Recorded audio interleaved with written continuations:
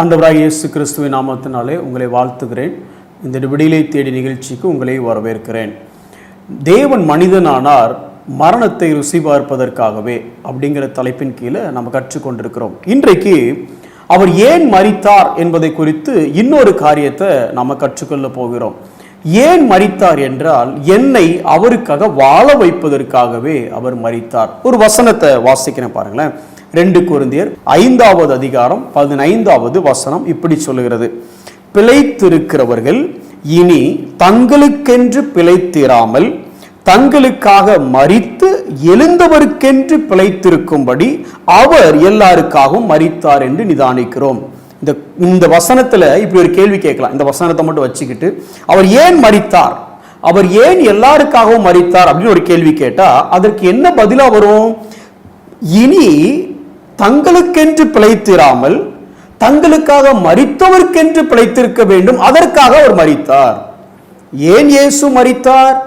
பிழைத்திருக்கிறவர்கள் தங்களுக்காக வாழக்கூடாது, தங்களுக்காக மரித்த அவருக்காக வாழ வேண்டும்.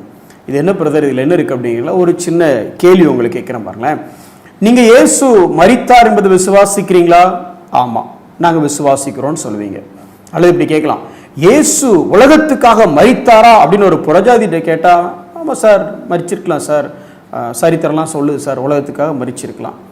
இப்போ இயேசு உலகத்திற்காக மரித்தார் என்பது நம்புவதற்கு எளிது. இப்போ நீங்களும் இயேசு நமக்காக மரித்தார் அப்படின்னு நம்புவதற்கும் எளிது. ஆனா இதே கேள்வியை கொஞ்சம் மாத்தி இயேசு உனக்காக மரித்தாரா அப்படின்னு சொல்லி தனிப்பட்ட முறையில் அந்த கேள்வியை கேட்கும் பொழுது கொஞ்சம் யோசிக்கணும். அல்லது இப்போ நான் போய் என் நண்பன்கிட்ட சொல்றேன், இயேசு உலகத்திற்காக மரித்தார். அப்படியா, சூப்பர். அப்போ உனக்காகவும் மரிச்சாரா? ஆமா, எனக்காகவும் மரிச்சார். எங்க காட்டு. அல்லது இயேசு உனக்காக மரித்தார் என்பதை நிரூபி அப்படின்னு சொன்னா எப்படி நிரூபிக்கிறது? நான் எப்படி தெரிஞ்சுக்கிறது? இயேசு உங்களுக்காக மரித்தார் என்பதை நான் எப்படி தெரிந்து கொள்வது அப்படின்னா, இந்த வசனத்தின் அடிப்படையில் இயேசு எனக்காக மரித்தார் என்பதை இந்த புறஜாதி அல்லது மற்றவன் எப்படி தெரிந்து கொள்ளலாம் அப்படின்னு சொன்னா, நான் அவருக்காக வாழ்கிற வாழ்க்கையை பார்த்து இப்படி ஒரு மனுஷன் வாழ்றான் அப்படின்னு சொன்னா இவனுக்காக யாராவது ஒருத்தர் மரிச்சிருக்கணும்ப்பா, அதனாலதான் இப்படி ஒரு வாழ்க்கையை வாழ்றான் அப்படின்னு சொல்லுவாங்களா? அல்லது நான் இயேசுவுக்காக வாழ்ற வாழ்க்கையை பார்த்து யாராவது ஒருத்தர் என்னை பார்க்கும் பொழுது நீ இயேசுவுக்காக வாழ்றத பார்க்கும் பொழுது எனக்கு ஒரு விஷயம் புரியுது, நான் மற்றவங்களை நம்பல, ஆனா இந்த இயேசு உனக்காக நிச்சயம் மரிச்சிருப்பான நம்புறேன், என்ன நீ வாழ்ற வாழ்க்கை அப்படி இருக்கு. இப்படி நம்மளை பார்த்து யாராவது சொல்ல முடியுமா? ஏன்னா பவுலுங்க என்ன சொல்றாருன்னா, இயேசு ஏன் மரித்தார்? பிழைத்திருக்கிறவர்கள் அவருக்காக வாழ்வதற்கு. இன்னொரு காரியத்தை சொல்றேன் பாருங்களேன். அல்லது கிறிஸ்தவ வாழ்க்கையில 2 பகுதியில் நமக்கு நல்லா தெரியணும். ஒன்று சால்வேஷன் அல்லது ரட்சிப்பு, இன்னொன்று சர்வீஸ் அல்ல ஊழியம். இந்த 2 பகுதியிலும் கிறிஸ்தவத்தில் ஒன்றை விட்டு பிரிக்கவே முடியாது. இப்படி வாசிக்கலாம். 1 யோவான் 4வது அதிகாரம் 9வது வசனம் என்ன சொல்லுதுன்னா, தம்முடைய ஒரே பேரான குமாரனாலே நாம் பிழைக்கும்படிக்கு தேவன் அவரை இவ்வுலகத்தில் அனுப்பினதினால் தேவன் நம்மேல் வைத்த அன்பு வெளிப்பட்டது. இது ரட்சிப்பின் அனுபவம். ரட்சிப்பை குறித்து வேதம் எப்படி சொல்லுகிறது. ஆனா இதோடு முடியல. அவர் எனக்காக மரித்தார் என்பது ரட்சிப்பு, இது ஒரு பக்கம். ஆனா இதுக்கு அடுத்த பகுதியில இதே 2 கொரிந்தியர் 5வது அதிகாரம் 15வது வசனம் எதை பத்தி பேசுதுன்னா, சர்வீஸை பத்தி பேசுது. சரி, அவர் உனக்கு மரித்தார் இல்ல, அது உன்னோட ரட்சிப்பு, ரைட்டு, அது மாதிரி ரட்சிப்பு கிடைச்சிட்டு அப்புறம் எனக்காக அவர் மரித்தது நான் அவருக்காக வாழுவதற்காக. இது சர்வீஸ், சால்வேஷன் அண்ட் சர்வீஸ். இன்னைக்கு நம்மளுடைய கிறிஸ்தவத்தில் முதல் பகுதி நாம் தியானிக்கிற அளவுக்கு அல்லது முதல் பகுதியை நாம் முக்கியப்படுத்துகிற அளவுக்கு இயேசு எனக்காக மரித்தார் என்பதையும் இயேசு ஜீவனை விட்டார் என்பதையும் இயேசு அல்லது தேவன் எனக்கு என்ன செய்தார் என்பதையும் ஊர்ஜித அல்லது முக்கியத்துவம் கொடுக்கிற அளவுக்கு அப்படிப்பட்ட அந்த தியாகத்திற்கு, அந்த ரட்சிப்பிற்கு, அந்த மரணத்திற்கு பரிகாரமாக நான் என்ன செய்தேன், என்னுடைய சர்வீஸ் என்ன அப்படிங்கறத குறித்து முக்கியத்துவம் கொடுக்கலையோ அப்படின்னு நான் யோசிக்கிறேன். ஆதி காலத்து கிறிஸ்தவம் எப்படி இருந்துச்சு, அல்லது நமக்கு முந்தைய தலைமுறைகள் நம்முடைய ஃபோர் ஃபாதர்ஸோட கிறிஸ்டியானிட்டி எப்படி இருந்துச்சுன்னா, அவங்க சால்வேஷனுக்கு கொடுத்த இம்பார்ட்டன்ஸை அந்த சர்வீஸுக்கும் கொடுத்ததை நம்ம பார்க்க முடியும். சரித்திரத்திலேருந்து ஒரு சின்ன ஒரு சம்பவத்தை மட்டும் சொல்கிறேன் பாருங்களேன். ஒரு குறிப்பிட்ட நாளில், அதாவது 19வது நூற்றாண்டு 1858 பிரான்சிஸ் ரைட்லி ஹேவர்கல் அப்படின்னு சொல்லி ஒரு பெண்மணி தன்னுடைய தந்தையோடு கூட ஒரு குறிப்பிட்ட இடத்துக்கு வராங்க. ஜெர்மனிக்கு வரும் பொழுது தன்னுடைய தந்தையின் கண்களின் மருத்துவ சிகிச்சைக்காக அவங்க வராங்க. வரும் பொழுது ஒரு வீட்டில் தங்கி இருக்கிறாங்க. அங்கே ஒரு போர்ட்ரேட், அதாவது ஒரு படத்தை பார்க்குறாங்க. அது என்ன படம் அப்படின்னா, இயேசுவினுடைய அந்த சிலுவை பாடுகளை காண்பிக்கக்கூடிய ஒரு படம். அந்த படத்தின் கீழே ஒரு வரி எழுதப்பட்டிருக்கிறது, நான் இதை உனக்கு செய்தேன், நீ எனக்கு என்ன செய்தாய் அப்படின்னு சொல்லி. இந்த வரியை பார்த்த உடனேயே அவங்க மனதில் டக்கென்று ஒரு சிலிர்ப்பு. உடனே ஒரு பேனாவை எடுத்தாங்க. ஒரு பேப்பரை எடுத்துட்டு ஒரு கவிதை எழுத ஆரம்பிச்சாங்க. அவர் நமக்காக இதை செய்த பொழுது நாம் அவருக்காக என்ன செய்தோம் என்கிறதை ஒரு கவிதை எழுத ஆரம்பிக்கிறாங்க. எழுதினதுக்கு அப்புறமா அவங்களுக்கு ஒரு பெரிய ஒரு சாட்டிஸ்ஃபேக்ஷனா இல்லை. அந்த பேப்பரை கசக்கி அந்த குளிர் காலத்தில் அனல் மூட்டுவதற்காக வைக்கப்பட்டிருக்கிற அந்த நெருப்பு ஒன்றுள்ள அதை எரிந்து விட்டு அவங்க எரிச்சு போயிடுறாங்க. ஆனால் லேட்டர் ரியலைஸ் பண்ணாங்க, அந்த பேப்பர் எரியாமலேயே அங்கு கடந்தது. அது அற்புதமா இல்லை அது எதாச்சும் நடந்ததா நமக்கு தெரியாது. அந்த பேப்பர் அப்படியே கடந்தது. இப்போ அவங்க தகப்பனார் அதை என்ன சொல்றாரு அப்படின்னா, அதை பாட்டாக அதை பப்ளிஷ் பண்ணலாமே அப்படின்னு சொல்றாங்க. அவங்க எழுதின ஒரு ஹிம் அல்லது ஒரு பழைய பாமாலை பாடல் தான், I gave my life for thee, my precious blood I shed, that thou mightest ransomed be அப்படிங்கிற ஒரு பாடல்.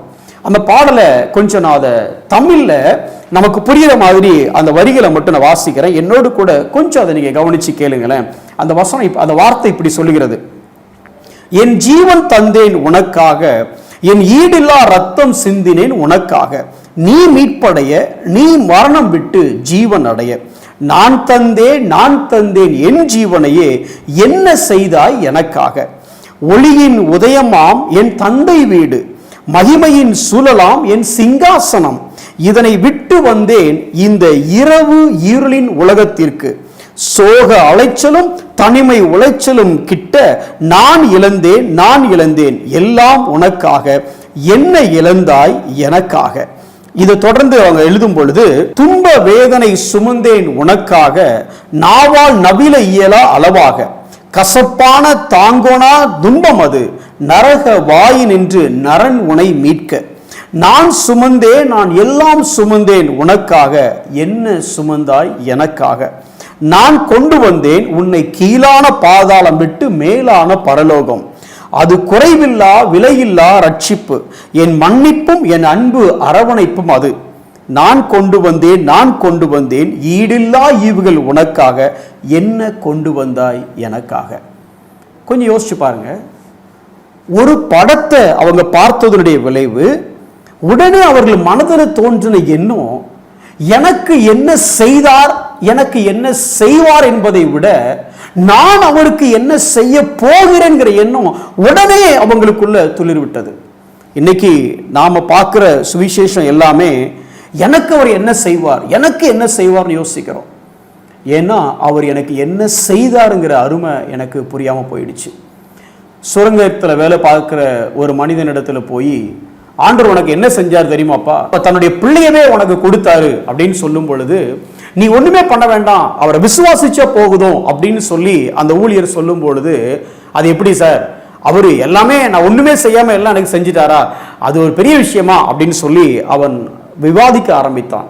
அதாவது அது எப்படி ஒருத்தர் தம் பிள்ளையவே கொடுக்க முடியும், நான் அப்படி ஒரு பிள்ளையே கொடுக்கக்கூடிய அளவு நான் ஒண்ணுமே செய்யாம ஒரு பிள்ளையவே எனக்கு கொடுக்க முடியுமா சார் அப்படிங்கிறது அவனை அந்த பாமரனுக்கு கன்வின்ஸ் பண்ண முடியல அவரால். அப்போ அவர் உடனே கேட்டாரு, நீங்க எங்கே வேலை பார்க்குறீங்க? நான் சுரங்கத்தில் வேலை பார்க்குறேன். சுரங்கத்துக்கு எப்படி கீழே போயிட்டு மேலே வருவீங்க? அது லிஃப்ட் இருக்கு சார், அது ஒரு எலிவேட்டர் மாதிரி ஒன்று வச்சிருக்கிறாங்க, அதில் ஏறினா அது நேராக எங்களை சுரங்கத்துக்கு கீழே கொண்டு போயிடும், திருப்பி அங்கேருந்து அப்படியே அது மேலே கொண்டு வந்துடும். சரி, அதுக்கு ஏதாவது பே பண்ணுவீங்களா, அந்த லிஃப்ட்டுக்கு ஏதாவது கொடுப்பீங்களா? இல்லை, அது ஃப்ரீ தான் சார், அது எங்கள் ஓனரை செஞ்சு வச்சிருக்கிறாரு. உங்களுக்கு அது ஃப்ரீ, உங்கள் ஓனருக்கு அது ஃப்ரீயா அப்படின்னா, ஓனருக்கு அது பல லட்சங்கள் செலவாயிருக்கும்ல சார் அந்த லிஃப்ட்டை அந்த சுரங்க பாதைக்குள்ள வைக்கிறதுக்கு. ஆமாம், நம்மளை பொறுத்த வரைக்கும் சால்வேஷன் ஃப்ரீ, ஆனால் it cost a lot to the father. ஆனால் அவருக்கு அது மிகப்பெரிய இழப்பு. தன்னுடைய குமாரனையே கொடுத்து நம்மளை மீட்டெடுத்தார். நம்ம இன்னைக்கு எப்படி எடுத்துக்கிட்டோம்னா, இந்த மாதிரி லிஃப்ட்டில் போயிட்டு வர மாதிரியே அந்த ரட்சிப்பை ரொம்ப சாதாரணமாக நம்ம எடுத்துட்டோம். அதுக்கு எவ்வளோ பெரிய விலைக்கரையம் செலுத்தப்பட்டிருக்கிறதுங்கிறது நமக்கு புரிஞ்சுதுன்னா, இவ்வளோ பெரிய விலைக்கரையம் எனக்கு செலுத்தப்பட்டிருக்கிறதே, இதை அனுபவிக்கிற நான் எப்படி சும்மா இருக்க முடியும்? அப்போ ரட்சிப்பு மாத்திரம் அல்ல, அதற்கென்று நான் செய்ய வேண்டிய சர்வீஸ் என்ன அப்படிங்கிற ஒரு தேடல் நமக்குள்ள வரும். ஒருவேளை இன்றைய கிறிஸ்தவத்துக்கு அவர் எனக்கு என்ன செய்தார் என்பது ரொம்ப எளிதாகி விட்டது. அவர் எனக்கு என்ன செய்வார் என்பது எதிர்பார்ப்பு மேலோங்கி விட்டது. அவருக்காக நான் என்ன செய்யணும் என்கிற எண்ணம் நம்ம இடத்திலிருந்து மறந்து விட்டது. மீண்டும் சொல்கிறேன், அவர் எனக்கு என்ன செய்தார் என்பது ரொம்ப சாதாரண விஷயமாயிட்டு. என்ன பலமுறை அதே கேட்டுட்டோம். அவர் எனக்கு என்ன செய்வாருங்கிறது என்னோட எதிர்பார்ப்பாகி விட்டது. ஆனா அவருக்கு நான் என்ன செய்யணும் அப்படிங்கிறது இன்னைக்கு நமக்கு மறந்தே போய்விட்டது. ஆனா முந்தின தலைமுறைக்கு அப்படி இல்லை. இன்னைக்கு நம்ம யோசிப்போமா, நமக்காக அவர் மரித்தார், அதனால நம்ம இன்னைக்கு மீட்கப்பட்டோம். இந்த லிஃப்ட்டை ரொம்ப சர்வசாதாரணமாக யூஸ் பண்ணிட்டு இருக்கிறோம். ஆனால் அந்த லிஃப்ட்டை இன்ஸ்டால் பண்ணுறதுக்கு எவ்வளோ ஒரு ப்ரைஸ் பே பண்ணப்பட்டிருக்குங்கிறத நம்ம மறந்துடக்கூடாது. இன்னைக்கு நம்ம அதை யோசிப்போம். ஆண்டவரே, எனக்காக இவ்வளோ பெரிய கிரயத்தை நீங்கள் செலுத்தி இருக்கிறீங்களே, உமக்காக நான் என்ன செய்ய போகிறேன்? கண்களை மூடி நாம் ஜெபிப்போம்.